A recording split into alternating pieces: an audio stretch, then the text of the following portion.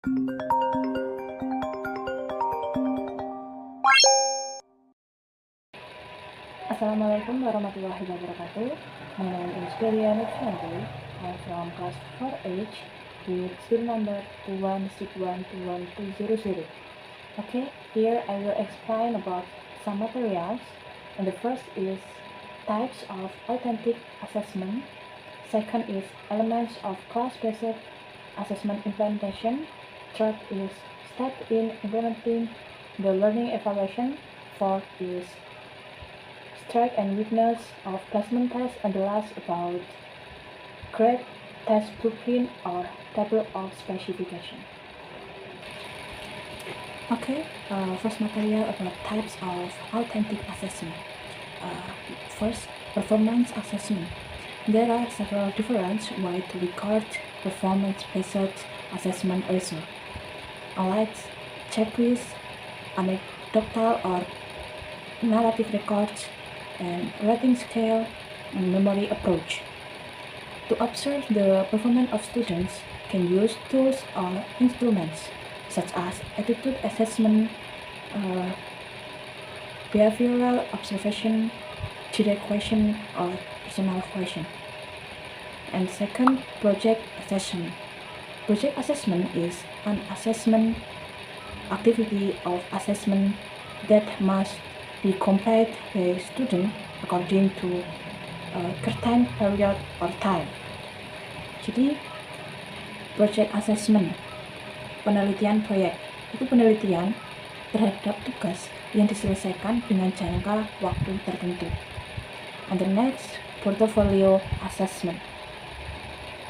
Portfolio assessment is an assessment of collection of artifacts that show progress and are evaluated as the work of the real world. Portfolio assessment can depart from the work of individual students or produced in groups, requires student action, and is evaluated based on several dimensions.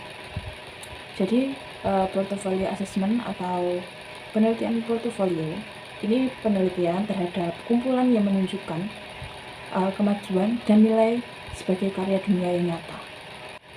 Okay, next materials about elements of class-based assessment implementation.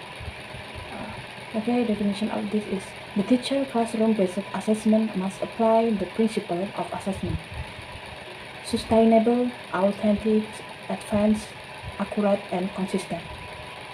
Then there are several elements of class-based assessment implementation. First, assessment of learning achievement or achievement assessment. To determine the level of assessment of student, assessment in a subject according to the competition that have been defined in the curriculum. Jadi, penilaian prestasi belajar atau assessment itu untuk mengetahui tingkat pencapaian prestasi belajar siswa dalam mata pelajaran sesuai dengan kompetensi yang sudah ditetapkan dalam kurikulum. And the next, performance assessment to determine the level of mastery of student skill through a test. Oke, penilaian kinerja atau performance assessment. Ini untuk mengetahui tingkat penguasaan keterampilan peserta didik melalui tes. Okay, and the third is alternative assessment. Used as an alternative assessment in addition to other assessment techniques. This means that assessment does not only depend on one form, such as a written test, but also use various other forms, such as perform assessment or portfolio assessment. Jadi, untuk penilaian alternatif atau alternative assessment ini digunakan sebagai penilaian alternatif di samping teknik penilaian yang lain. Artinya, penilaian tidak hanya tergantung kepada satu bentuk saja seperti tes tertulis, tetapi juga menggunakan berbagai bentuk lain seperti penilaian penampilan atau penilaian portofolio. Contoh penilaian portofolio ini bisa dilihat seperti kumpulan tugas, karya, prestasi, akademik atau non-akademik yang dikerjakan atau yang dihasilkan oleh siswa, seperti puisi, karangan, lukisan, laporan penelitian, atau laporan kelompok. Okay, and the next about authentic assessment.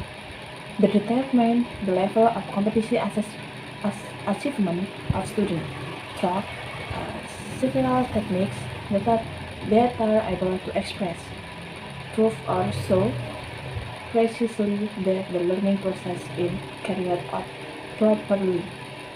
Oke, nomor 4 ini penilaian autentik atau authentic assessment untuk mengetahui tingkat pencapaian kompetensi peserta didik melalui beberapa teknik yang mampu mengungkapkan pembuktian atau menunjukkan tepat bahwa proses pembelajaran terlaksana dengan baik. And the last, portfolio assessment. To determine the level of competency assessment and student develop based on a collection of work results from time to time. Jadi untuk penilaian portofolio ini untuk mengetahui tingkat pencapaian kompetensi dan perkembangan peserta didik berdasarkan kumpulan hasil kerja dari waktu ke waktu. Okay, the next materials about the step in implementing the learning evaluation. The step in implementing the learning evaluation are first, planning steps or langkah perencanaan, and second, data collection steps or langkah-langkah pengumpulan data, and the third, data research steps, langkah-langkah penelitian data, and number 4, data processing steps or langkah-langkah pengolahan data, and the 5, data interpretation steps or langkah-langkah implementasi data, and the 6, step to increase student absorption or langkah-langkah meningkatkan daya setiap siswa, and the last, research result report or laporan hasil penelitian.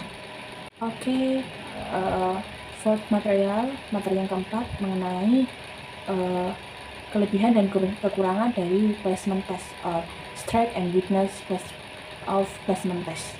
And the purpose of placement test is to place a student into a particular level or section of a language curriculum or school. And I will explain about the strength atau kelebihan of placement test. And the first is determine the best starting point for training. Second, help learners to be aware of their strength and weakness and target areas that need work. And the last, help facilitators recognize where learners are stronger and address this area immediately. Okay, and the next about weakness atau kekurangan dari placement test. Yang first, pertama, many high school students do not know that they will be expected to take placement test. And second, students often do not understand the purpose of this test. And the last, students may be unfamiliar with expectation of the test, the topic, and or the format. Jadi kelemahannya itu di siswa itu banyak yang tidak familiar dengan placement test ini mengenai topik atau formatnya. Okay, I will explain about the last material. Last material is about create test blueprint or table of specification atau kisi-kisi dari test blueprint atau table of specification. Okay, I will explain about the definition. A grid is format or matrix that contains criteria for the question needs or to be complete. The grid can also be interpreted as a blueprint test or table of specification is a description of the competence and material to be tested. Okay, and function of grid, test blueprint or table of specification is first, quickliness in writing the question to be complete. Second, the question writer will produce questions that are in accordance with the purpose of the test.